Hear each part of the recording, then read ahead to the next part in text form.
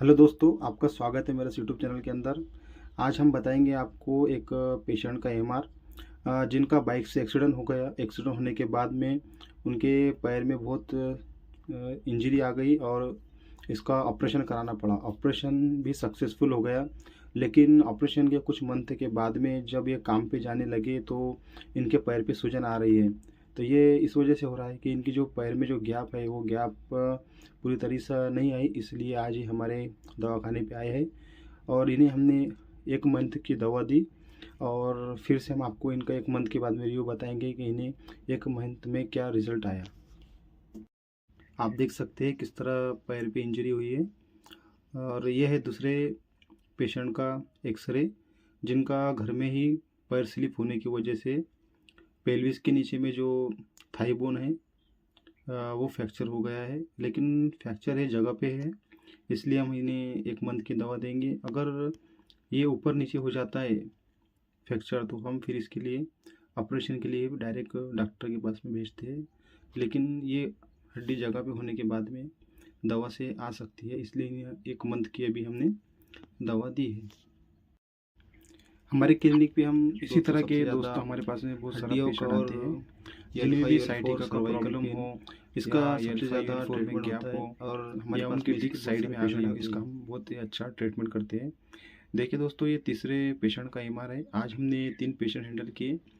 तो इन्हें सर्वाइकल का पेन है और सर्वाइकल का पेन इस तरह होता है क्या हमारे जो या सीधे हाथ में या दाएं हाथ में तो एक झंझाहट सी महसूस होती है या दर्द होता है और इसमें चक्कर आने लगते हैं और घबराहट और बेचैनी भी महसूस होती है। और दोस्तों, इसके बहुत ही ख़तरनाक ये तकलीफ़ होती है और इससे पेशेंट बहुत ही बेचैन हो जाता है।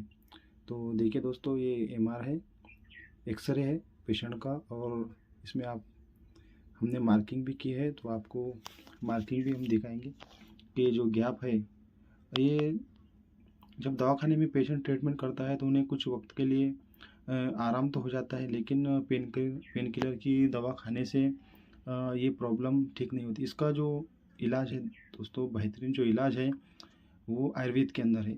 जहाँ भी अगर आपको इसका अच्छा आयुर्वेद का डॉक्टर मिले, आप उससे ट्रीटमेंट करें और इससे आप ये प्रॉब्लम से छुटकारा पा सकते हैं। देखिए दोस्तों, ये जो बीमारी का जो ट्रीटमेंट है कम से कम हमें 3 मंथ करना चाहिए। 3 मंथ के अंदर इसका हमें सही तरीके से पता चलता है कि कितना हमें रिलीफ हो रहा है। पेशेंट को तो पहले ही मंथ में आराम आना शुरू हो जाता है, लेकिन 3 मंथ अगर पूरा ट्रीटमेंट हो जाए तो पेशेंट को बहुत ही अच्छा रिलीफ होता है। आप जहाँ भी ट्रीटमेंट करें तो आप 3 मंथ का ही इसका पूरा पूरा कोर्स करें। इस पेशेंट को भी हमने दोस्तों 1 मंथ की अभी दवाई दी है। जब 1 मंथ के बाद में जब ये पेशेंट आएगा तो हम उसका भी रिव्यू बताएंगे। पेशेंट लाइव नहीं आते हैं दोस्तों, हम इसीलिए उनका भी एक्सरा ही बता रहे हैं और फ़ोन पे अगर बात हुई तो हम कॉल की रिकॉर्डिंग भी आपको सुनाएंगे। देखिए दोस्तों, ये उनकी आपका हमने मार्किंग किया है। ठीक है दोस्तों, आज हमने जाना है एक्सरे और एमआर जिन पेशेंट को हम हैंडल करते हैं। मेरे इस चैनल को लाइक करें, शेयर करें और सब्सक्राइब ज़रूर करें। सब्सक्राइब करने का फ़ायदा ये है दोस्तों, जो हम आपके लिए अच्छे अच्छे जो नुस्खे अभी लाने वाले हैं तो वक्त पे आपको मिले, जिससे आपको इसका फ़ायदा हो।